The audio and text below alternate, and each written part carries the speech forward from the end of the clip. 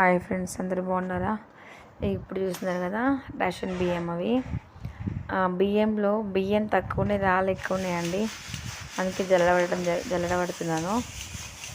చాలా మట్టికి నూకలు సన్న ఉసుకే చాలా ఉంది. అంటే కావాలని పోసినట్టే ఉంది కుప్పిడితోని. అందుకనైతే జల్లడబడుతున్నాను నేను. చూస్తున్నారు కదా, ఇట్లా అయితే ఊర్లలో జల్లడ పట్టుకుంటాము. ఇప్పుడైతే రెడీమేడ్గా సన్న బియ్యం వస్తే అందరూ మంచిగా గిన్నెలకు తీసుకొని డైరెక్ట్గా పెట్టేసుకుంటున్నారు. అప్పటి కాలంలో అయితే బియ్యం ముంగటేసుకొని కూర్చునేవాళ్ళు. మెరిగలు, మా దగ్గర అయితే మెరిగలు అంటాం, వడ్లని. మీరేమంటారు? మెరిగలు ఏరుకుంటూ పెడ్డలు ఏరుకుంటూ బ్లాక్ ఉంటాయి కదండి, వీటిని పెడ్డలు అంటారు.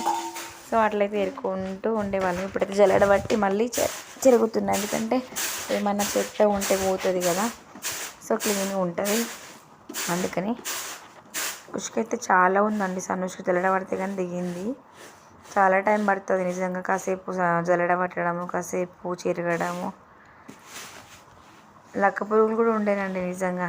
రేషన్ బియ్యం అంటాం కానీ బియ్యం కంటే ఎక్కువ లక్క పురుగులు పెడ్డ ఇవే.